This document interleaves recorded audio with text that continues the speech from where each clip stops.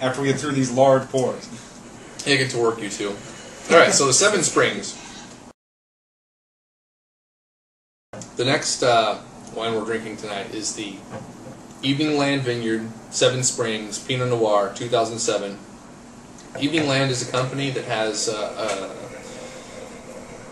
they either own or have exclusive rights to a few single vineyards in California.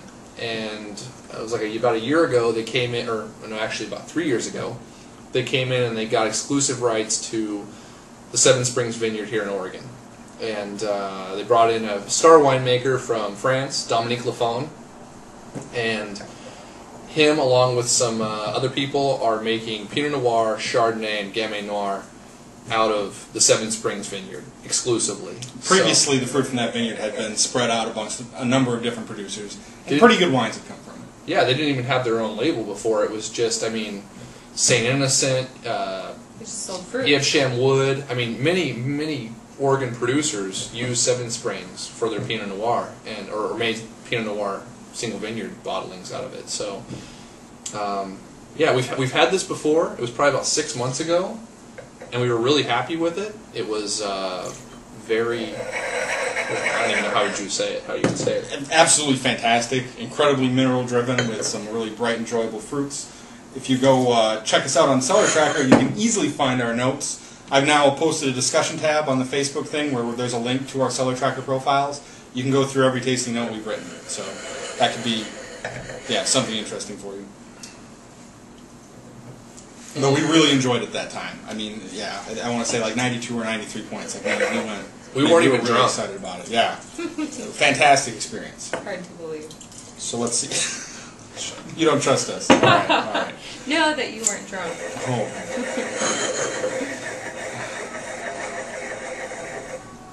What is this thing? This is doing something weird compared to the last one. It's not. The fruit is definitely a secondary factor in this nose. It's very muted. Little meaty, almost. Yeah, little meaty. Yeah. Roast beef, like blackberries down below, I think. I could see that.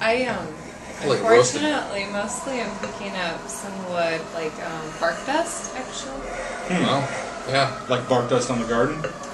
Yeah, just bark dust, a light. I mean, it's not like overpowering bark dust, but kind of when you freshly lay bark dust and the smell is everywhere. Mm-hmm. Sure.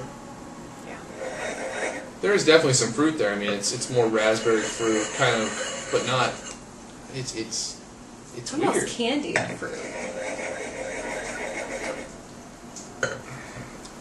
How would I describe this? It would be a little bit of bacon fat, along with bark dust, along with a little bit of raspberry, and that's what the nose is giving me. Really strange, actually. Bacon fat was good.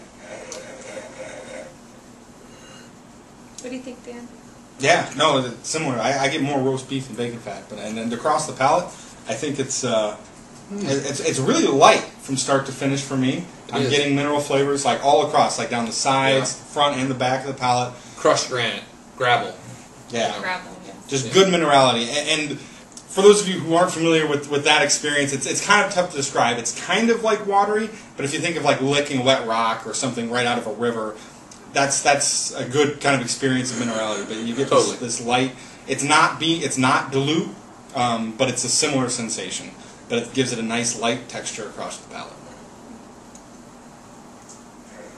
I think the blackberry flavors are delivering lightly again, like it was we talking about. Some blackberry and bramble. I would like some more fruit personally. Yeah. Light acidity. I mean, it isn't really carrying a lot of acidity.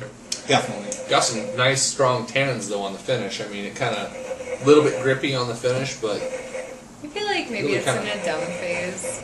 It could be just be some like massive bottle variation. I mean, we had this like he was saying on probably about 6 months ago. We had this and we rated it on Cellar Tracker very highly. Why it's doing so poorly now, I don't know. I don't know. Yeah, I'm not sure. I have a hard time saying how I think this would age too. I can definitely see like some of the aged fruit flavors being a fantastic complement to the structure as it stands, but like you're saying, I think there isn't a whole lot of structure to begin with. It might fall off and just get kind of loose and weird. over time. Nobody likes loose and weird. Yeah. With Oregon Pinot, it's when they age out, the fruit mellows from what I've tasted. And I think the lacking of fruit on this would make me want to drink it within 3 to 5 years. Yeah.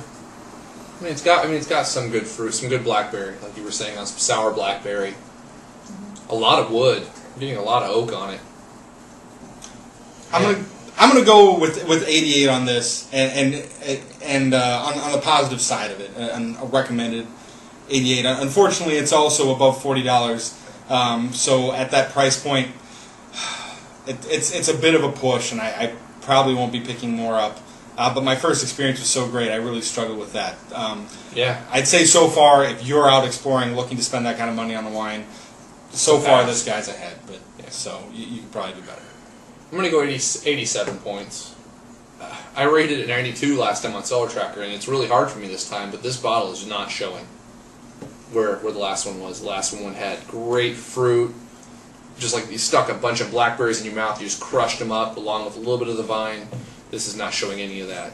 A lot of wood, really kind of hollow, I don't know. Yeah, I feel like I would not purchase this again. If it was poured for me at someone's house, or if it was on a restaurant list, I would certainly drink it in those situations. But to just purchase for our own collection, I don't think I would. All right, on to wine number 3.